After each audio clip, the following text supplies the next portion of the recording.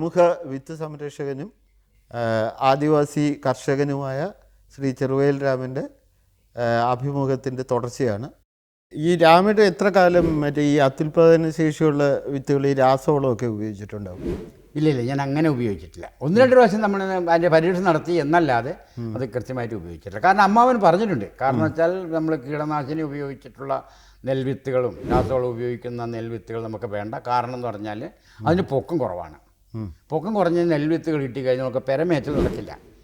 പെരമേയണമെങ്കിൽ നല്ല 1-1.5 മീറ്റർ നീളമുള്ള കച്ചിയായിരിക്കണം. അത് നമുക്ക് കിട്ടാനും ബുദ്ധിമുട്ടാണ്. അതുകൊണ്ട് ആ നെല്ല് നമ്മൾ എടുക്കേണ്ട. നമുക്ക് എന്തായാലും പഴയ പൊക്കം കൂടിയ നെല്ല്, വെളിയനും തൊണ്ടിയും ചെന്താടിയും ഇങ്ങനെയുള്ള നെല്ലുകൾ കൃഷി ചെയ്താൽ മതി. അതുകൊണ്ട് നമുക്ക് വൈക്കോൽ കിട്ടും, പെരമേയാൻ സാധിക്കും. അതുകൊണ്ട് അത് നമ്മൾ കൃഷി ചെയ്യേണ്ട എന്നൊരു തീരുമാനത്തിലെത്തി. ഒന്നാമത് മെയിൻ ഇതിൻ്റെ പെരയാണ്. പെരയ്ക്ക് കച്ചി വേണം. അതാണ്. പിന്നെ ഹരിത വിപ്ലവം എന്ന് പറയുന്നത് ഒന്നൊരു സർക്കാരിൻ്റെ പദ്ധതിയാണ്. അതെ. അപ്പോൾ അതൊരു പിന്നെ ഏതെങ്കിലും ഒരു സ്ഥലത്തേക്ക് വേണ്ടിയിട്ട് മാത്രമുള്ളതല്ല, ഒരു രാജ്യത്തിൻ്റെ ഒരു മൊത്തം ഒരു ഇതായിട്ടാണ് വരുന്നത്. മനസ്സിലായി. ലോക രാജ്യങ്ങളിലൊക്കെ അതെ ഞാൻ ചോദിക്കുന്നത്, അപ്പം അങ്ങനെ ഒരു വലിയ പദ്ധതി വരുമ്പോഴത്തേന് ഇപ്പോൾ ഒരാൾക്ക് മാത്രമായിട്ടൊന്നും അതിനെ, ഇപ്പോൾ വയനാട്ടിൽ തന്നെ ബാക്കിയുള്ള ഒരുപാട് കൃഷിക്കാർ ഈ ഹരിത വിപ്ലവത്തിലേക്ക് നീങ്ങിയിട്ടുണ്ട്, അല്ലെങ്കിൽ ആ സങ്കേതങ്ങളിലേക്ക് നീങ്ങിയിട്ടുണ്ടാവും. അപ്പം അതിനെ രാമേട്ടൻ എങ്ങനെയാണ് നേരിട്ടത്? ഞാൻ അങ്ങനെ പറഞ്ഞാലേ, അപ്പം ഞാൻ ചോദിക്കട്ടെ, ജീവിതം എന്ന് പറയുന്നത് നിങ്ങളുടെ സ്വാതന്ത്ര്യമാണ്. ജീവിതം നിങ്ങളുടെ സ്വാതന്ത്ര്യമാണ്. അതിനിപ്പോൾ ഒരാൾക്കും കൈകടത്താൻ പറ്റില്ല. നിങ്ങൾക്ക് ഏതാണോ സ്വീകരിക്കാൻ ആഗ്രഹമുള്ളത് അത് നിങ്ങൾ സ്വീകരിക്കുക എന്ന് മാത്രമേ നമുക്ക് പറയാൻ പറ്റുള്ളൂ. അപ്പോൾ ഞാനത് എന്താ പറയുക, രാസവളവും കീടനാശിനിയൊന്നും ഇല്ലാത്തതും പിന്നെ പൈതൃകമായ പ്രകൃതിയുടെ വരദാനമായി കിട്ടിയ വിത്തുകളും സംരക്ഷിക്കുക അതെൻ്റെ സ്വാതന്ത്ര്യമാണ്, അതെൻ്റെ അവകാശമാണ്. ആ എൻ്റെ അവകാശമാണ് ഞാൻ സംരക്ഷിച്ചു എന്ന് മാത്രമേ ഉള്ളൂ. അല്ലാണ്ട് ലോകത്തെ മുഴുവനും പിന്നെ കൊണ്ടുവരാനും കൊണ്ട് നടക്കാനും കൊണ്ടുള്ള ഉത്തരവാദിത്വം ഞാൻ ഏറ്റിട്ടുമില്ല, ഞാൻ ഏൽക്കാനും പോകുന്നില്ല. പിന്നെ ഒരു കാര്യം വ്യക്തമായി, 2000 മുതലുള്ള എൻ്റെ സന്ദേശം ലോകരാജ്യങ്ങൾ ഏറ്റെടുത്തു എന്നതിൽ സന്തോഷമുണ്ട്. കാരണം വിത്തുകൾ വിൽക്കാനുള്ളതല്ല, വിത്ത് കൈമാറാനുള്ളതാണ്. മാത്രമല്ല അതുകൊണ്ട് നമുക്ക് ഒട്ടനവധി ദോഷങ്ങൾ ഉണ്ടാവാൻ പോകുന്നുണ്ട് എന്ന് ഉള്ള സന്ദേശം ഞാൻ അന്ന് ഉണ്ടായിരുന്നു. വിത്ത് വിൽക്കാനുള്ളതല്ല, വിത്ത് കൈമാറാനുള്ളതാണ്, വിത്ത് വിലയ്ക്കുള്ളതല്ല. വിത്തുകൾ മുഴുവനും നമുക്ക് പ്രകൃതി വരദാനമായി തന്നതാണ്, അത് ആർക്കും അവകാശപ്പെടാനുള്ളതല്ല എന്ന സന്ദേശം വെക്കുകയും ഒപ്പം തന്നെ ഞാൻ 1 കിലോ വിത്ത് കൊടുത്താൽ 1 കിലോ വിത്തിൻ്റെ പൈസ വാങ്ങുന്നില്ല, ആ 1 കിലോ വിത്ത് കൃഷി ചെയ്തിട്ട് എൻ്റെ വിത്ത് തിരിച്ചു തരിക എന്ന സന്ദേശം കൊടുത്തു. അതുതന്നെയാണ് ആളുകളൊക്കെ സ്വീകരിച്ചിട്ടുള്ളത്. ഇപ്പോൾ ഈ വിത്തുകളുടെ വ്യാപനത്തിൽ ഇപ്പോൾ അതാണല്ലോ രാമേട്ടൻ പ്രധാനമായിട്ട് ഉദ്ദേശിക്കുന്നത്. ഇപ്പോൾ ഒരാൾക്ക് വിത്ത് കൊടുക്കുന്നു, അയാൾ പൈസ തരുന്നില്ല, പൈസ വാങ്ങുന്നില്ല, പകരം അടുത്ത വർഷം ഈ കൊണ്ടുപോകുന്ന വിത്ത് കൃഷി ചെയ്തിട്ട് അതിൻ്റെ ഇരട്ടി തിരിച്ചു തരണമെന്നാണല്ലോ. അങ്ങനത്തെ ഇരട്ടിയൊന്നുമില്ല, അങ്ങനെയൊന്നുമില്ല. അതിപ്പോൾ എന്ന് പറഞ്ഞാൽ 1 കിലോ വിത്ത് കൊണ്ടുപോയാൽ 1 കിലോ വിത്ത് എനിക്ക് തിരിച്ചു തന്നാൽ മാത്രം മതി. കാരണം എന്തുകൊണ്ട്, താങ്കൾ ഇത് കൃഷി ചെയ്യുന്നുണ്ടോ എന്നറിയാൻ വേണ്ടിയാണ് ഞാനത് അങ്ങനെ ഒരു ഏർപ്പാട് കൊണ്ടുപോയത്. അല്ല, അത് അങ്ങനെ ചെയ്യുമ്പോൾ ഇത് എത്രത്തോളം വിജയകരമായിട്ടുണ്ടെന്ന് രാമേട്ടന് തോന്നിയിട്ടുള്ളത്? വിജയകരമായിട്ട് തോന്നിയിട്ടുണ്ട്. ഇപ്പം വിജയകരമായി തോന്നിയിട്ടുണ്ടല്ലോ. കാരണം പറഞ്ഞാൽ ഇപ്പോൾ ഒട്ടനവധി ആളുകൾ വിത്തുകൾ സംരക്ഷണം തുടങ്ങിയല്ലോ. ഒരു വിത്ത് മാത്രമല്ല, ഇന്ന് ഒട്ടനവധി പലതും ആളുകൾ സംരക്ഷിക്കാൻ തുടങ്ങിയിട്ടുണ്ട്. വാഴക്കുല സംരക്ഷിക്കുന്നുണ്ട്, എന്തെല്ലാം ആളുകളാണ് ഇപ്പോൾ സംരക്ഷണം തുടങ്ങിയിട്ടുള്ളത്. അതിൽ നിന്നൊക്കെ പ്രചോദനം, ഇതിൽ നിന്നാണല്ലോ ഈ പ്രചോദനം പോയിട്ടുള്ളത്. അതുവരെ ഇതിൻ്റെ മുന്നേ അത് ഉണ്ടായിരുന്നില്ലല്ലോ. മാത്രമല്ലോ ഇപ്പോൾ ഒത്തിരി ആളുകൾക്ക് അവാർഡുകൾ കൊടുക്കാൻ തുടങ്ങിയല്ലോ. പണ്ട് അങ്ങനൊന്നും ഉണ്ടായിരുന്നില്ലല്ലോ. ഒരുപാട് അവാർഡുകൾ കൊടുക്കാൻ തുടങ്ങി. വ്യക്തികളുടെ പേരിൽ, സംഘടനയുടെ പേരിൽ, ഗവൺമെൻറ്റിൻ്റെ പേരിൽ, പല സ്ഥാപനത്തിൻ്റെ പേരിൽ അവാർഡ് കൊടുക്കാൻ തുടങ്ങിയല്ലോ. സരോജിനി ഫൗണ്ടേഷൻ അവർ കൊടുക്കുന്നുണ്ടല്ലോ അവാർഡുകൾ. അവരുടെ ലാഭത്തിൻ്റെ വിഹിതത്തിന് ഒരു വിഹിതം എടുത്തിട്ട് ഇങ്ങനെയുള്ള സേവനത്തിന് കൊടുക്കുന്നുണ്ടല്ലോ. അതൊക്കെ ഈ പ്രചോദനം ഇതിൽ നിന്നുണ്ടായതാണല്ലോ. അതൊക്കെ വലിയ നേട്ടം തന്നെയാണല്ലോ. അങ്ങനെയൊക്കെയല്ലേ നമ്മൾക്ക് പതുക്കെ പയ്യെ ഇങ്ങോട്ട് പോരാൻ പറ്റുള്ളൂ. അല്ലാണ്ട് പെട്ടെന്ന് പോരാൻ പറ്റില്ലല്ലോ. രാമേട്ടൻ ഈ വിത്ത് ശേഖരണം തുടങ്ങുന്ന കാലത്ത് ഈ തറവാട്ടിൽ എത്ര തരം ഈ പരമ്പരാഗത വിത്തുകൾ? പിന്നെ തുടങ്ങുന്ന അവസരത്ത് 6 തരം വിത്തുണ്ടായിരുന്നു അമ്മാവൻ്റെ കയ്യിൽ നിന്ന്. 6 തരം വിത്തിൽ നിന്നാണ് പിന്നെ ഞാൻ ബാക്കിയുള്ള വിത്തുകളൊക്കെ. അത് ഏതൊക്കെയായിരുന്നു? അത് പിന്നെ വെളിയൻ, ചെന്നല്, കണ്ണിച്ചെന്നല്, പിന്നെ അതുപോലെ തന്നെ മുള്ളൻ കയമ, തൊണ്ടി, ഇങ്ങനെയുള്ള ഒരു 6 തരം വിത്തുണ്ടായിരുന്നു. അതെ, അവിടെ നിന്നാണ് പിന്നെ ഞാൻ ഈ വിത്തുകളൊക്കെ സംഭവിച്ചത്. ഈ ഓരോന്നും അന്വേഷിച്ച് പോകുന്നതിൻ്റെ രാമേട്ടൻ്റെ ഒരു രീതി എങ്ങനെയായിരുന്നു? ഓരോ വിത്തും അന്വേഷിച്ച് പോവുക? അല്ല, അതിപ്പം ഞാൻ ചോദിക്കുമല്ലോ. അപ്പോൾ ശരത്തിനോട് ഞാൻ ചോദിക്കുമല്ലോ, ശരത്ത് നിൻ്റെ ഭാഗത്ത് ഏതെങ്കിലും ആരുടെ കയ്യിലെങ്കിലും പഴയ പൈതൃക വിത്തുള്ളതായിട്ട് അറിയോ? അപ്പോൾ ശരത്ത് പറഞ്ഞ് ഞാൻ അന്വേഷിക്കട്ടെ എന്ന് പറയും. ശരത്തിന് കിട്ടാവുന്ന ലൊക്കേഷനിൽ ശരത്ത് അന്വേഷിക്കും. അപ്പോൾ ശരത്തിൻ്റെ ലൊക്കേഷൻ അന്വേഷിച്ചിട്ട് രാമേട്ടൻ 2 തരം വിത്ത് ഇവിടെ ഉണ്ട്, ഇന്ന ആളുടെ അടുത്തുണ്ട് പറഞ്ഞു. അപ്പോൾ അങ്ങനെ കിട്ടുമ്പോൾ ഞാൻ അവിടെ പോകും, ആ വിത്ത് കൊണ്ടുവരും. അങ്ങനെ പല ഭാഗങ്ങളിലൊക്കെ ആണ് സംഘടിപ്പിച്ചിട്ടുള്ളത്. അങ്ങനെ ഈ ഓർക്കാൻ പറ്റുന്ന എന്തെങ്കിലും ഒരു രസകരമായിട്ടുള്ള ഒരു അനുഭവം, എന്തെങ്കിലും ഒരു ഓർമ്മയോ മറ്റോ പറയാൻ പറ്റും? എങ്ങനെ ഓർമ്മയാണ്? അല്ല, ഒരു വിത്ത് അന്വേഷിച്ച് പോകുമ്പോൾ ഉണ്ടാകുന്ന ചില എന്തെങ്കിലുമൊക്കെ ചില ഓർത്തിരിക്കുന്ന ചില സംഭവങ്ങളൊക്കെ ഉണ്ടാകും. ഈ വിത്തുകൾ സംഘടിപ്പിക്കാൻ കുറേയേറെ ബുദ്ധിമുട്ടുണ്ട്, ഒരുപാട് ബുദ്ധിമുട്ടുണ്ട്. അതിനെ കാരണം 2-3 തവണയൊക്കെ ഓരോരുത്തരുടെ കയ്യിൽ പോകേണ്ടി വരും, പിന്നെ യാത്ര ചെയ്യേണ്ടി വരും, പിന്നെ നമ്മൾ നടന്നു പോകേണ്ടി വരും. ഇങ്ങനെയൊക്കെ ഒട്ടനവധി ത്യാഗങ്ങൾ ഇതിൻ്റെ അകത്തുണ്ട്. ഇപ്പോൾ രാമേട്ടനെ അന്വേഷിച്ച് വിത്തുകൾ അങ്ങോട്ട് വരാൻ തുടങ്ങി. ഒട്ടനവധി കുട്ടികൾക്ക് പഠിക്കാനും പിന്നെ എല്ലാത്തിനും ഇപ്പം ദിവസം എന്നോണം ആളുകൾ ഇത് വരാറുണ്ട്. മാത്രമല്ല ഇപ്രാവശ്യം വേറൊന്നും കൂടി വന്നു. എന്താ പറയുന്നത്, ഈ വിസിറ്റിംഗ് പ്രൊഫസർ, കാർഷിക കോളേജുകളിലെ കുട്ടികൾക്ക് ഒരു വിസിറ്റിംഗ് പ്രൊഫസറായിട്ട് ശരി വന്നിട്ടുണ്ട്. അതെ, വന്നിട്ടുണ്ട്. അപ്പോൾ അല്ല, അത് എല്ലായിടത്തും പോകും. ഇപ്പം വെള്ളേരി മാത്രമല്ലല്ലോ കാർഷിക കോളേജുള്ളത്. അമ്പലവയലുണ്ട്, വയനാട്ടിൽ അമ്പലവയലുണ്ട്, പുലിക്കോടുണ്ട്, തിരുവനന്തപുരം വെള്ളേരിയുണ്ട്, പിന്നെ തൃശ്ശൂർ വെള്ളേരിക്കരയുണ്ട്. ഇങ്ങനെയുള്ള പല ഭാഗങ്ങളുണ്ടല്ലോ ഈ കാർഷിക കോളേജുകൾ. അപ്പം കാർഷിക കോളേജിലെ മക്കളും നമ്മളുമായിട്ടുള്ള ഒരു സംവാദം നടത്താനാണ് വിസിറ്റിംഗ് പ്രൊഫസർ എന്നൊരു പദവി ഉള്ളത് എന്നാണ് എനിക്ക് തോന്നുന്നത്. എൻ്റേതെന്ന് പറഞ്ഞു കഴിഞ്ഞാൽ നേരത്തെ ഞാൻ പറഞ്ഞല്ലോ, പിന്നെ ലാബിലുള്ള ടെസ്റ്റ് വെച്ചല്ല എൻ്റെ പഠനം പോകുന്നത്. എൻ്റേത് ലാൻഡിലുള്ള ടെസ്റ്റ് വെച്ചാണല്ലോ എൻ്റെ പഠനം പോയത്. ലാൻഡും ലാബും രണ്ടുണ്ടല്ലോ. എൻ്റേത് അനുഭവ പാഠങ്ങൾ, മറ്റേതെന്ന് പറഞ്ഞാൽ തിയറിയാണ്, എൻ്റേത് പ്രാക്ടിക്കലാണ്. അതെ. ഇപ്പം ഏകദേശം 65 ഇനം വിത്തുകളാണ്. 65 വിത്തുകൾ എന്ന് പറയുമ്പോൾ പിന്നെ 200 ദിവസം മുമ്പ്, അതായത് വിത്തിട്ട് വിളവെടുക്കാൻ നേരത്താണ് കേട്ടോ ഈ വിളവ് ഇറങ്ങുന്നത്. 200 ദിവസം, പിന്നെ 150 ദിവസം. വിത്തിട്ട് വിളവെടുക്കാൻ 150 ദിവസം വരും, ചില 120, പിന്നെ 90 ദിവസം. അങ്ങനെ 4 ടൈമുകളിലായിട്ടാണ് ഈ വിത്തുകൾ എടുക്കുന്നത്. അപ്പോൾ ഓരോ വിത്തുകൾ ഓരോ വിത്തുകൾ ഇട്ടതിന് ശേഷം ഓരോ മാസം ഗ്യാപ്പിട്ടാണ് എടുക്കുക. ഡിസംബറിലാണ് നമുക്ക് വിളവെടുക്കുന്നത്. ഇപ്പോൾ ഞാൻ വേറൊരു മെത്തേഡും കൂടി ചെയ്തു തുടങ്ങി. 1ാം കൃഷി നെൽകൃഷിയും 2ാം കൃഷിയും രാഗിയ കൃഷി ചെയ്യുന്ന മുത്താറി ഇപ്പം ചെയ്യാണ്. 2ാം കൃഷി മുത്താറിയാണ്. ഇപ്പം മുത്താറി വിളവായി വരുന്നു. അതെ, മില്ലറ്റ്. നമുക്ക് മില്ലറ്റ് വർഷമൊക്കെ നമ്മൾ ആഘോഷിക്കുന്നുണ്ടല്ലോ. ആരെങ്കിലും മില്ലറ്റ് ചെയ്യുന്നുണ്ടോ? ഇപ്പം ഞാൻ ചെയ്തിട്ടുണ്ട്. അതെ, 70 രൂപ കിട്ടും 1 കിലോ മില്ലറ്റ് കൊടുത്താലും. 70 രൂപ. 90 രൂപയ്ക്കാണ് പൗഡർ അവർ വിൽക്കുന്നത്. ആര്? മില്ലുകാർ വിൽക്കുന്നത് 90 രൂപയ്ക്കാണ്. ലാഭമല്ലേ? അപ്പോൾ ഈ പുഞ്ചകൃഷി പൂർണ്ണമായിട്ട് ഒഴിവാക്കിയിട്ടാണ് ചെയ്യുന്നത്? നെൽകൃഷി ഒഴിവാക്കി ഞാൻ രാഗി കൃഷിയാക്കി, അതിന് പകരം രാഗിയാക്കി. അപ്പോൾ വർഷത്തിൽ ഒരു തവണ ഇപ്പം ഒരു തവണ നെല്ലും ഒരു തവണ രാഗിയും. ശരി. 2 കൃഷി. വയനാട്ടിൽ 2 കൃഷിയാണല്ലോ നടക്കുക. ആ 2 കൃഷിയിൽ ഒന്ന് രാഗി, ഒന്ന് നെല്ല്. ശരി.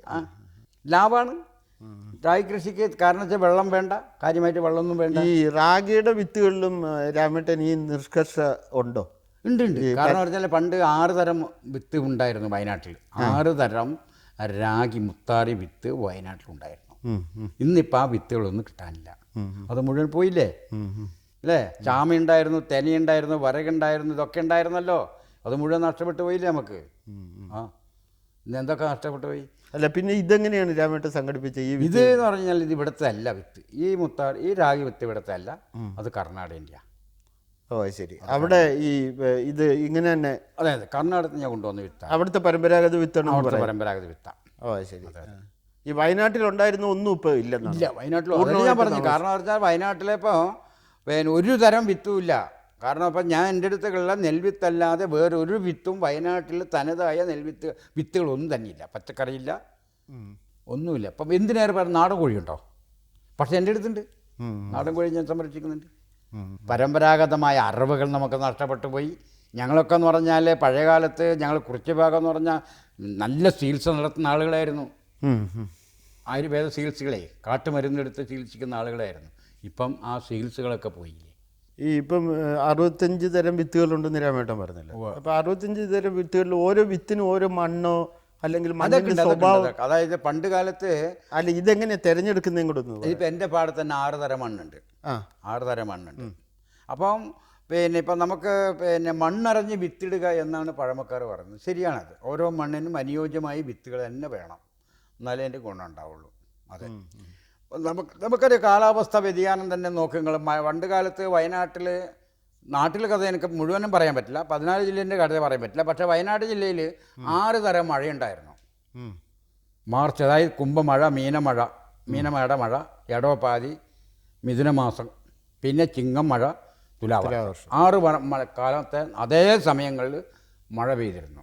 ആ കാലഘട്ടങ്ങൾ കൃത്യമായ ആ കാലാവസ്ഥ നടക്കുന്നതുകൊണ്ട് തന്നെ എല്ലാ കൃഷിയും മുറ പോലെ കൊണ്ടുപോകാനും സാധിച്ചു. പിന്നെ 4 തരം കാറ്റുണ്ടായിരുന്നു. കിഴക്കൻ കാറ്റ്, വടക്കൻ കാറ്റ്, തെക്കൻ കാറ്റ്, പടിഞ്ഞാറൻ കാറ്റ്. ഇതൊക്കെ കാലാകാലമായി കൃത്യമായി പോയിക്കൊണ്ടിരുന്നതാണ്. ഇന്നതൊക്കെ പോയി. ആരാണ് ഇതിൻ്റെ കുഴപ്പക്കാരൻ? ആരാണ് ഇതിൻ്റെ ഉത്തരവാദി? അതൊക്കെ തിരിച്ചുകൊണ്ടുവരാമെന്ന് പറഞ്ഞാൽ ഇപ്പോൾ കഴിഞ്ഞ പ്രാവശ്യം കൊച്ചി യൂണിവേഴ്സിറ്റിയിൽ വെച്ചിട്ട് കാലാവസ്ഥ വ്യതിയാനത്തെ പറ്റി വലിയൊരു ചർച്ചയൊക്കെ നടന്നു. പക്ഷേ ഈ കാലാവസ്ഥ തിരിച്ചുകൊണ്ടുവരിക എന്ന് പറയുന്നത് അത്ര എളുപ്പമല്ല എന്നാണ് എൻ്റെ അഭിപ്രായം. അല്ല, ഈ ഇപ്പം ഇത്രയും ഇപ്പം രാമേട്ടന് ജീവിതത്തിനെ തന്നെ വേണമെങ്കിൽ 2ആയിട്ട് തിരിക്കാം. ഒന്ന്, ഈ വനത്തുമായിട്ട് വളരെ അടുപ്പം ഉണ്ടായിരുന്ന, അല്ലെങ്കിൽ അതിന് ഒരു ദൈനംദിനമെന്നോണം വനത്തിൽ ഇടപഴകിയിരുന്ന ഒരു കാലമുണ്ട്.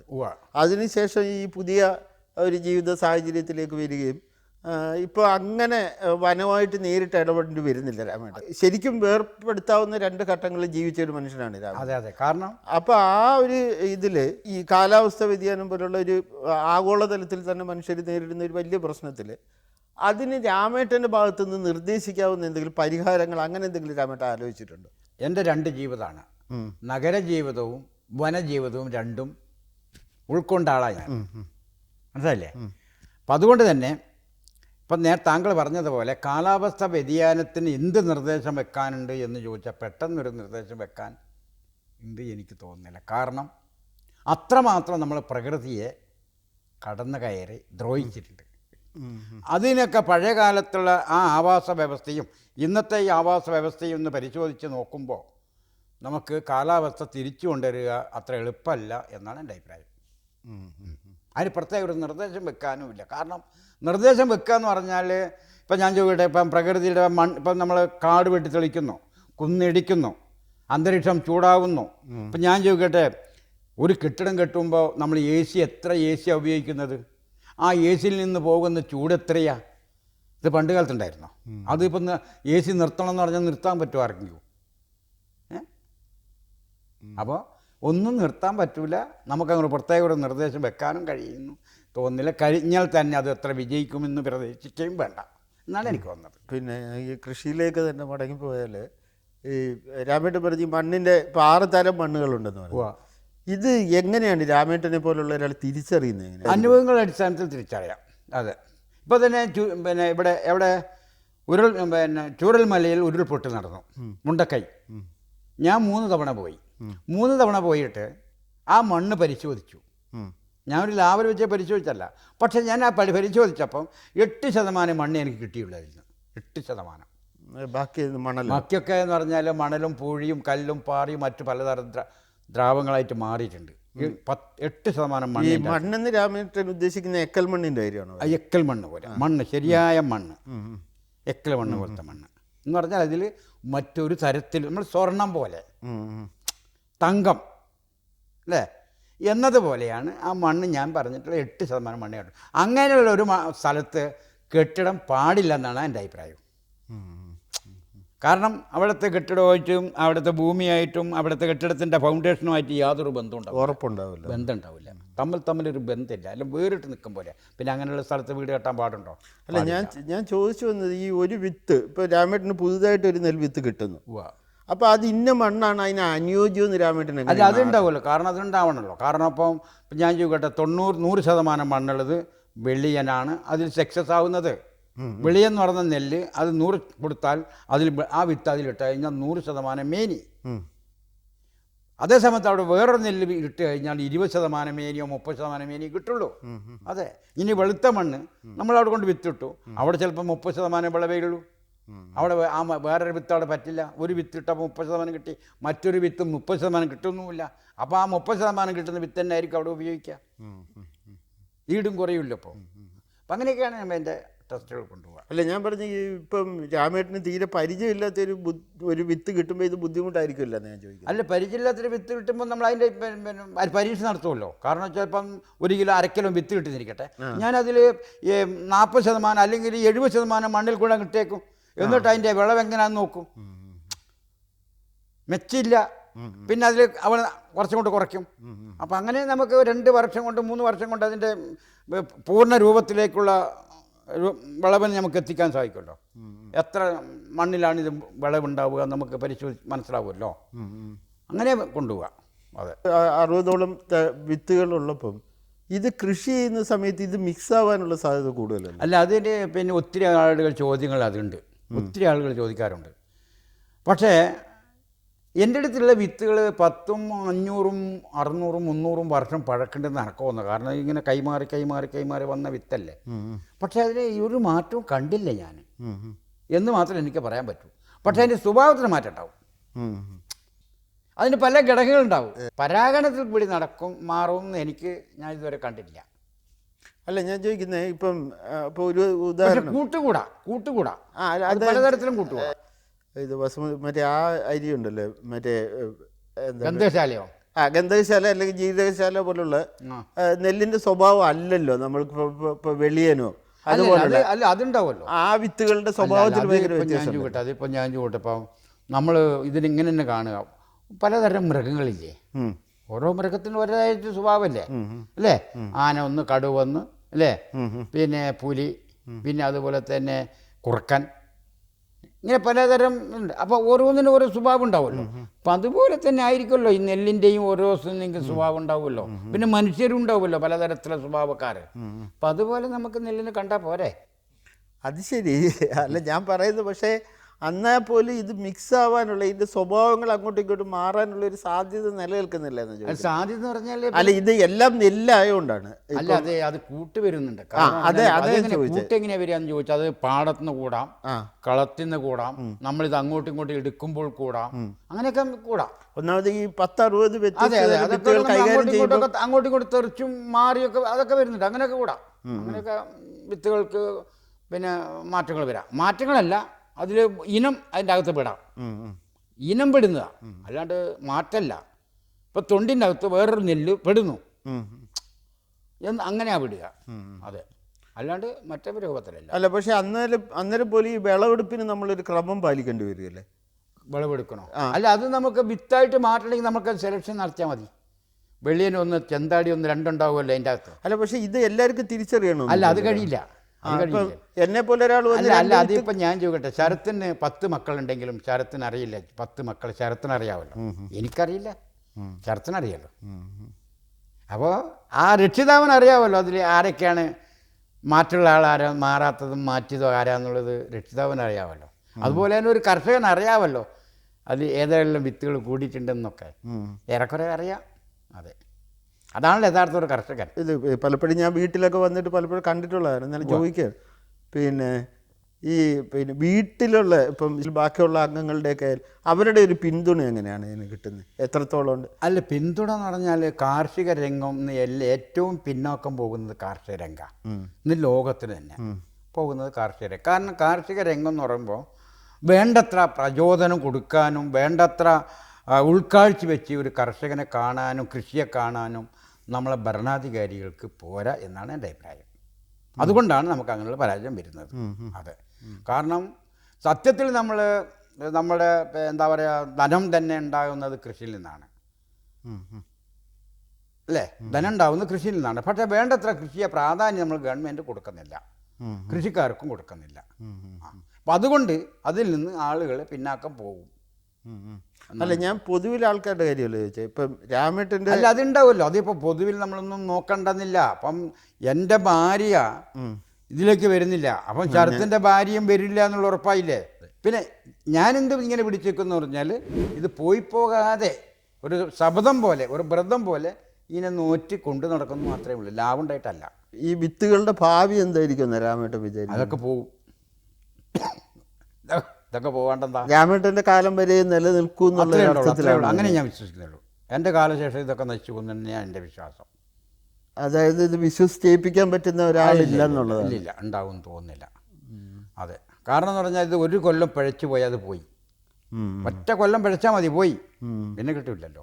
അതായത് ജീവിതം അതിന് വേണ്ടിയിട്ട് മാറ്റി വെക്കേണ്ടി വരും ശരിക്കും. അതെ, മാറ്റി വെച്ചതല്ലോ. ഈ 30 വർഷക്കാലം മാറ്റി വെച്ചുകൊണ്ടാണല്ലോ ഞാനും ഈ കോലത്തിലായത്. അത്ര മോശം കോലമെന്ന് പറഞ്ഞോടെ പത്മശ്രീ കിട്ടുകയെന്ന് പറഞ്ഞ ചെറിയ കാര്യം അതല്ലേ, വേറെ ഒന്നും ഉണ്ടായില്ല. സാമ്പത്തികമായി നമ്മൾ ഞെരുക്കത്തിലാണ്, സാമ്പത്തിക ഞെരുക്കത്തിലാണ്. വേറെ ഒരു തരം നേട്ടങ്ങളൊക്കെ ഇപ്പോൾ അല്ലെങ്കിൽ രാമേട്ടൻ്റെ അല്ല അതൊക്കെ ഉണ്ട്. പത്മശ്രീ കിട്ടിയപ്പോൾ കുറേ പേര് അറിയുന്നു, കുറച്ചുകൂടെ ആൾക്കാർ. നേരത്തെ രാമേട്ടനെ അങ്ങനല്ലേ പറഞ്ഞത്. അപ്പോൾ രാമേട്ടൻ്റെ പ്രശസ്തി വർദ്ധിച്ചിട്ടുണ്ട്. ഇപ്പോൾ ഒരു രാജ്യത്തിൻ്റെ ഒരു പ്രധാനപ്പെട്ട ഇപ്പം 3ാമത്തെ പരമവിശിഷ്ട മെഡൽ എന്നൊക്കെ വേണമെങ്കിൽ പറയാം. ഇപ്പോൾ ഭാരതരത്ന, പത്മഭൂഷൺ കഴിഞ്ഞാൽ പത്മശ്രീയിലേക്ക് അത്ര പരമോന്നതമായൊരു ഇതാണല്ലോ കിട്ടുന്നത്. അപ്പോൾ ഈ അത് കിട്ടുന്നത് കൊണ്ട് രാമേട്ടൻ ഈ ചെയ്യുന്ന മേഖല, രാമേട്ടൻ പ്രവർത്തിക്കുന്ന മേഖലയിൽ അതെന്ത് തരം ഗുണം ഉണ്ടാക്കിയിട്ടുണ്ടെന്ന് രാമേട്ടൻ വിചാരിക്കുന്നത്? അല്ല, അത് പിന്നെ അത് എനിക്ക് പറയാൻ പറ്റില്ല, അത് ചരിത്രനെ പറയാൻ കഴിയും. രാമേട്ടൻ്റെ വളരെ ദീർഘമായ ഒരു ജീവിതാനുഭവങ്ങളിൽ കുറച്ച് കാര്യങ്ങൾ നമുക്കിവിടെ പങ്കുവെക്കാൻ പറ്റി. ഇത്രയും നേരം ദൂരദർശൻ്റെ പ്രേക്ഷകർക്ക് വേണ്ടിയും എനിക്ക് വേണ്ടിയും ഒക്കെ ഇത്രയും സമയം അനുവദിച്ചതിൽ രാമേട്ടനോട് വളരെ നന്ദിയുണ്ട്.